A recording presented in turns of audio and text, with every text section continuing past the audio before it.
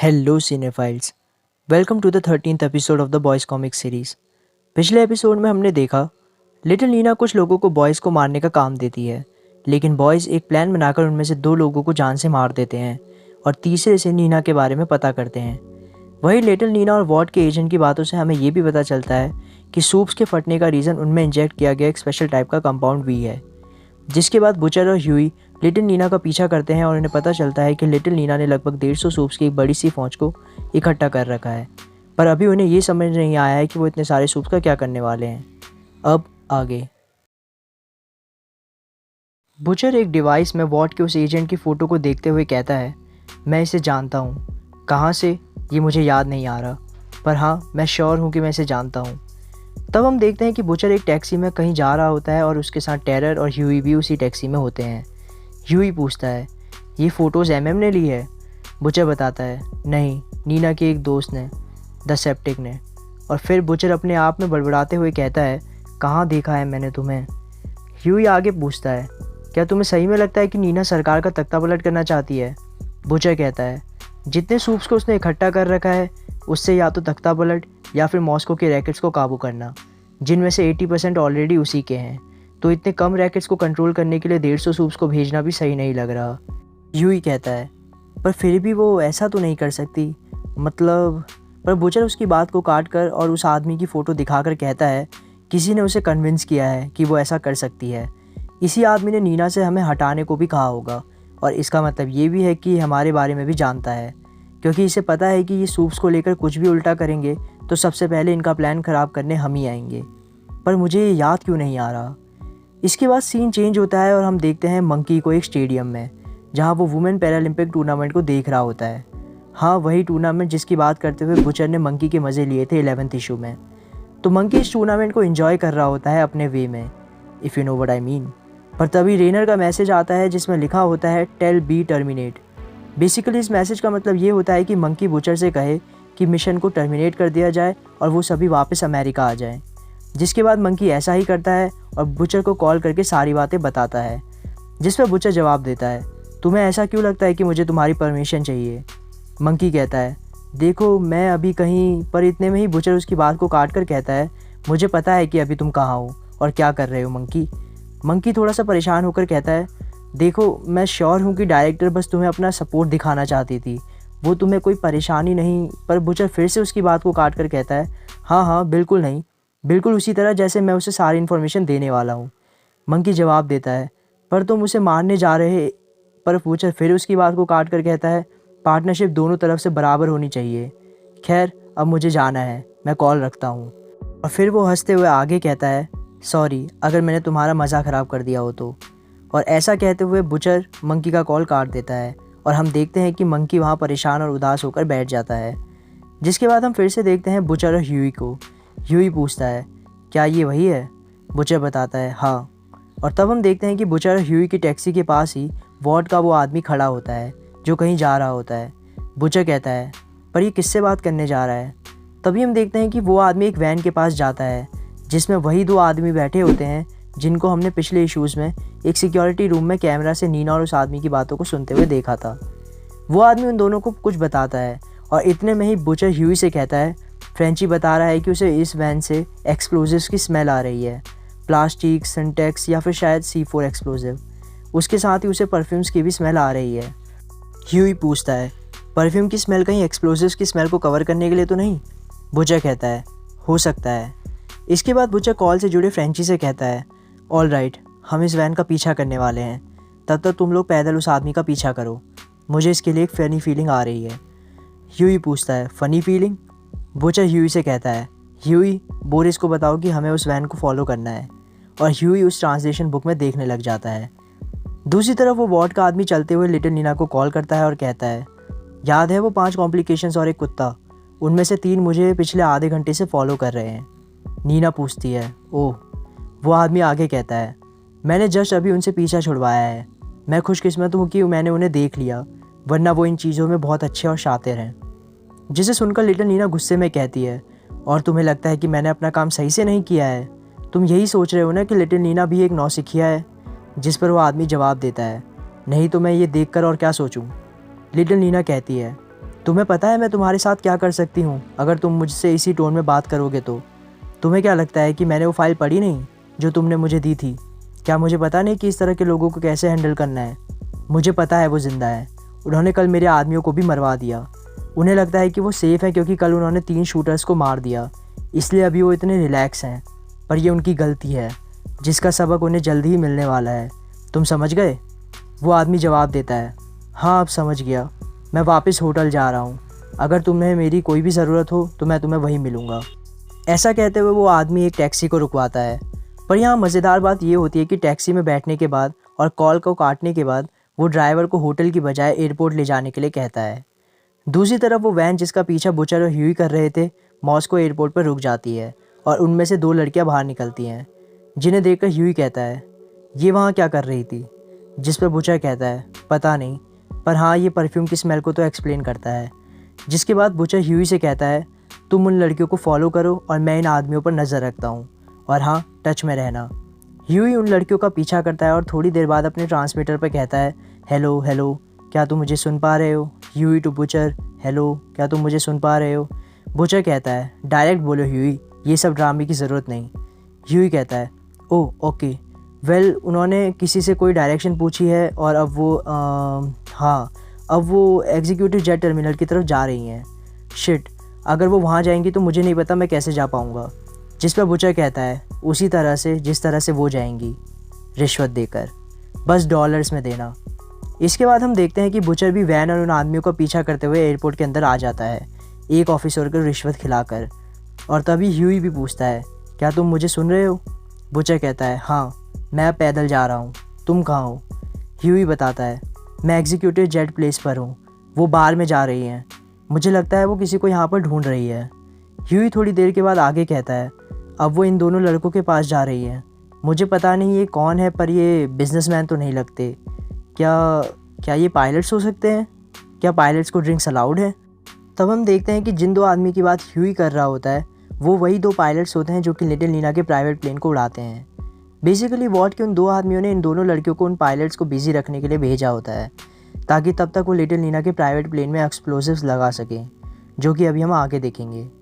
ये बात बुचर को भी समझ आ जाती है और वो ह्यूई को जवाब देता है, ऐसा लगता है कि ये दोनों लड़कियां उन पायलट्स को बिजी रखने के लिए भेजी गई हैं, कोशिश करो कि तुम जान पाओ कि वो किस प्लेन के पायलट्स हैं। तभी बुचर को वही वैन एक प्लेन के आगे रुकी हुई दिखती है, जिसे देखकर बुचर ह्यूई से दोबारा कहता है, छोड़ो दोस्त, मुझे खुद ही वो मिल गया। पर इतने में ही प्लेन में पहुंच चुका वॉट का वो आदमी बुचर को भी देख लेता है और वो किसी को कॉल करके कहता है, हे ये तो वही है, शायद हम पकड़े गए हैं, हमें ये काम जल्दी से करके यहाँ से निकलना होगा, वो जेट की तरफ ही आ रहा है, ओके क्या तुम मुझे सुन रहे हो? उसके ये कहने तक ही बुचर उसके पीछे आकर खड़ा हो जाता है और कहता है, मुझे काफ़ी डाउट है कि वो सुन भी रहा है। बुचर को देखकर वो आदमी घबरा जाता है और अपनी जैकेट से गन निकालने ही वाला होता है कि बुचर उसे पकड़ते हुए कहता है, तुम वो ट्राई तो नहीं करने वाले ना? तुम्हें पता है ये उस फर्स्ट कंसाइनमेंट में से है जो आर्मी ने वापस भेजा था जब सारे मैक्स बटना स्टार्ट हुए थे, पर हाँ उनको इसे कहीं तो यूज़ करना ही था। फिर बुचर उस गन को फेंक कर कहता है, तो तुम यहाँ क्या यूज़ कर रहे हो, C4 या कुछ और, जिससे एक काम किसी लोकल गैंग का लगे? वो आदमी कुछ कहने ही वाला होता है कि बुचर आगे कहता है, सुनो एक काम करोगे, स्क्रू ड्राइवर लो और इंस्ट्रूमेंट पैनल को फिर से वैसे ही लगा दो जैसे कि तुम लगाने वाले थे। तो अगर आपको ये समझ नहीं आया कि हाँ क्या हो रहा है तो मैं शॉर्ट में क्लियर कर देता हूँ। बेसिकली वॉट अब लिटिल नीना को ही मारने की कोशिश कर रही है और ऐसा वो उसके प्राइवेट प्लेन में एक्सप्लोजिव्स लगा कर रही है और बुचर को भी इस चीज़ से कोई दिक्कत नहीं है, बस वो वॉट और लिटिल नीना के असली मकसदों को जानना चाहता है। बुचर के ऐसा कहने पर वो आदमी डरते हुए इंस्ट्रूमेंट पैनल ठीक करने लग जाता है और तभी बुचर पूछता है, तो जो बात मैं जानने के लिए मरा जा रहा हूँ वो ये है कि तुम आखिर लिटिल नीना को मारना ही क्यों चाह रहे हो? क्या डील सही नहीं रही? वो आदमी जवाब देता है, ये बस इंश्योरेंस है अगर। तभी बुचर सरप्राइज़ होकर कहता है, ये लिटिल नीना तो काफ़ी नॉटी निकली। तो एक्चुअली बुचर को लिटिल नीना का वो इलेक्ट्रॉनिक डिवाइस मिल जाता है जिससे वो अपने आप को प्लेजर देती है, if you know what I mean. Butcher आगे कहता है, सॉरी दोस्त, आगे बताओ तुम क्या कह रहे थे? किसी इंश्योरेंस के बारे में कह रहे थे ना तुम? पर वो आदमी भी उस इलेक्ट्रॉनिक डिवाइस की बात करते हुए कहता है, तुम्हें वो वाला देखना चाहिए जो वो अपने साथ लेकर घूमती है। पर फिर वो थोड़ा रुक कर दोबारा कहता है, देखो ये थोड़ा अजीब है क्योंकि तुम बुचर उसकी बात को पूरा करते हुए कहता है, क्योंकि मैं तुम्हारा दुश्मन हूँ। बुचर आगे कहता है, हाँ वो तो है, और अगर नीना को हमारे बारे में तुम लोगों ने ही बताया था तो हो सकता है कि हमारे नाम की फ़ाइल शायद तुमने ही नीना को बना कर दी हो। फिर बुचर आगे कहता है, कितना काम हुआ? वो आदमी घबराते हुए जवाब देता है, बस हो ही गया। बुचर आगे पूछता है, तो मैं सब कुछ जानना चाहता हूँ जो तुम्हारे और नीना के बीच में चल रहा है। वो सूप्स को वेयर हाउस में क्यों जमा कर रही है? अगर वो सच में उन सूप्स को इकट्ठा करके कुछ स्टूपिड करने वाली है तो। साथ ही मैं उस कंपाउंड वी के वेरिएंट के बारे में भी जानना चाहता हूँ जिससे सूप्स के सर फट रहे हैं। और हाँ, मैं तुम्हारे बॉस के बारे में भी जानना चाहता हूँ जो होटल टुपलो में रुका है। जिसके बारे में सुनकर वो आदमी कहता है, नहीं वो आदमी नहीं, देखो मैं तुम्हें बाकी सब बता दूंगा, बस उस आदमी के बारे में नहीं। बुचर थोड़ा सीरियस फेस बनाकर कहता है, फ़नी, कल मैं जिस आदमी से मिला था वो भी कुछ ऐसा ही कह रहा था कि मैं नहीं बता सकता ये वो। पता है उसके बाद उसके साथ क्या हुआ? इसके बाद हमें प्लेन के बाहर का सीन दिखाया जाता है और अंदर से उस आदमी की चिल्लाने की आवाज़ आती है। फिर सीन बदलता है और हम चलते हैं वापस से वास के बार में, जहाँ वास और बॉयज़ के सारे मेंबर मौजूद होते हैं। वास खाना बनाते हुए कहता है, बॉश बनने ही वाला है बुचर, और वो काफ़ी टेस्टी भी होगा, मैं गारंटी देता हूँ। बुचर जवाब देता है, अच्छी बात है वास। फिर बुचर बॉयज़ से कहता है, तैयार हो जाओ बॉयज़, क्योंकि ये सारी कारस्तानी वॉट अमेरिकन्स की है। जिसे सुनकर सभी मेंबर्स हैरान हो जाते हैं। बुचर आगे कहता है, मुझे वो आदमी याद नहीं आ रहा था, पर अब मुझे पता चल गया है कि वो वही है जो द 7 की मीटिंग्स में भी बैठता है। ह्यूई हैरान होकर कहता है, वेट अ मिनट, तुम ये कह रहे हो कि अमेरिकन कंपनी रशिया में तख्ता पलट करवा रही है? ये तो वर्ल्ड वॉर 3 स्टार्ट करवा देंगे। बुचर बताता है, इनके नाम से बेवकूफ़ मत बनो ह्यूई, इन जैसे बड़े कॉरपोरेट्स के लिए अपना देश कोई मायने नहीं रखता। पर हाँ, तुमने एक चीज़ सही कही, इसका अंजाम अच्छा नहीं होगा। एमएम बुचर से पूछता है, तुम्हें उसके बारे में याद कैसे नहीं आया? बुचर बताता है, मैं 100% श्योर नहीं था, पर हाँ मैंने टेप्स में उसे देखा था। वो वॉट में भी काफ़ी सीनियर पोजीशन पर ही होगा, जैसे कि सीनियर एग्जीक्यूटिव और वटेवर। इतने में ही वास खाना लेकर आता है और कहता है, मामा वॉर चिकन की सीक्रेट रेसिपी। इतने सालों से घटिया अमेरिकन खाना खाकर तुम्हें अब कुछ अच्छा खाने को मिलेगा। बुचर कहता है, चीयर्स दोस्तों, क्योंकि जैसा मैं सोच रहा हूँ अगर सब वैसा ही हुआ तो हम काफ़ी टाइम के बाद ही वास से मिल पाएंगे। बुचर आगे कहता है, ये नीना का भी एंड होगा। तख्ता पलट असली पॉइंट नहीं है। सूप्स को ऐसा लगता है कि यही असली पॉइंट है, क्योंकि नीना ने उन्हें ऐसा बताया है, और एक्चुअली सूप्स तख्ता पलट के लिए ही जाएंगे, पर तभी नीना उन्हें जान से मारकर ऐसा करने से रोक देगी। एमएम पूछता है, उस कंपाउंड वी की वेरिएंट की मदद से? बुचर कहता है, वॉट ने कंपाउंड वी को रिफाइन कर करके काइंड ऑफ स्टेबल फॉर्म में ले आए, जिसके इफेक्ट्स को रिमोट की मदद से ट्रिगर किया जा सकता है, और नीना इस वेरिएंट को कई महीनों से उन सूप्स को खिला रही है। तो ये काम कुछ इस तरह से करता है कि इस वेरिएंट की वजह से ब्रेन की केमिस्ट्री चेंज होती है, जिससे न्यूरॉन्स यानी कि ब्रेन सेल्स एक पर्टिकुलर फ्रीक्वेंसी पर ब्लास्ट हो जाते हैं। बस तुम्हें उस रेडियो डेटोनेटर को सही फ्रीक्वेंसी पर ट्यून करना है और तुम्हारे एक बटन दबाने से सारे सूप्स फट जाएंगे। ह्यूई पूछता है, और वो रिमोट नीना के पास है? बुचर बताता है, हाँ ऐसा वो सोचती है।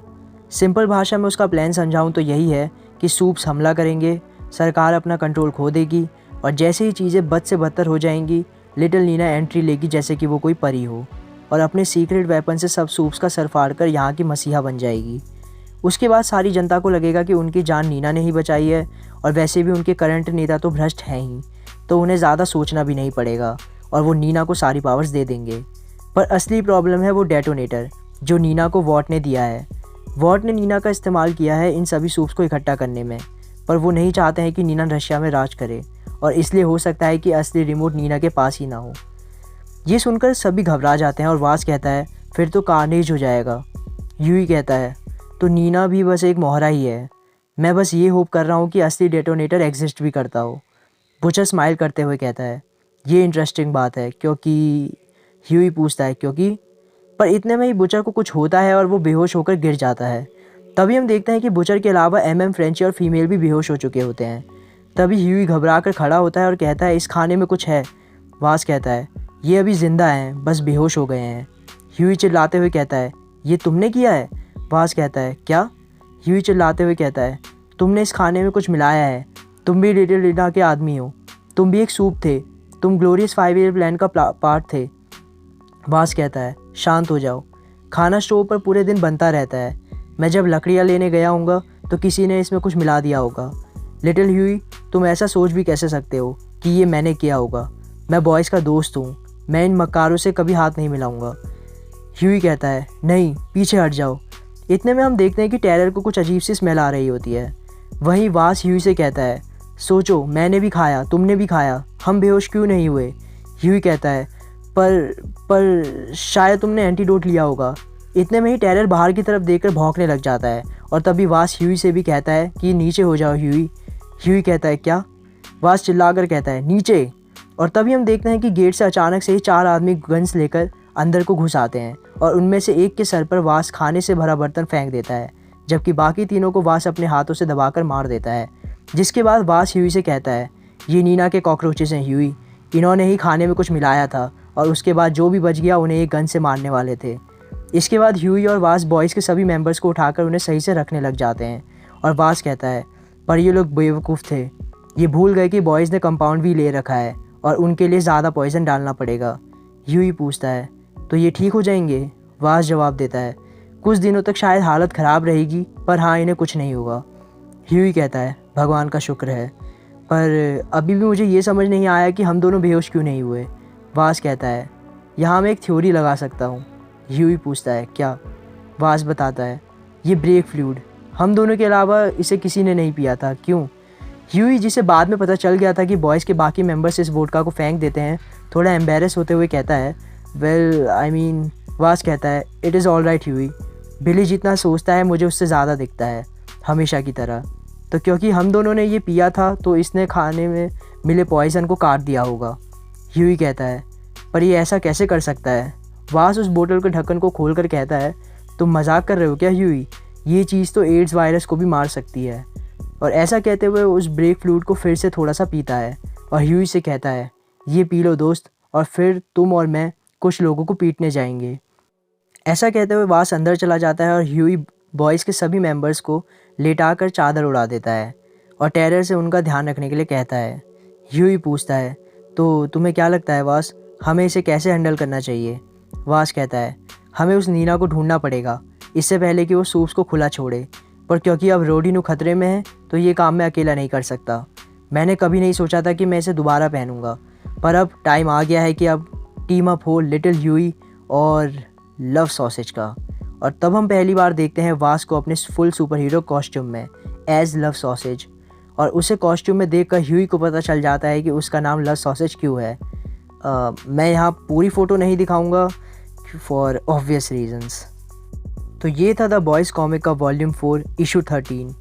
वीडियो पसंद आई हो तो लाइक करना और अपने दोस्तों के साथ शेयर भी करना, साथ ही कमेंट्स करके अपने आइडियाज़, सजेशंस और फीडबैक्स भी देना। और चैनल को अभी तक सब्सक्राइब नहीं किया है तो सब्सक्राइब करके बेल आइकन तो दबा ही लेना। So thank you for watching cinephiles, मिलते हैं नेक्स्ट वीडियो में।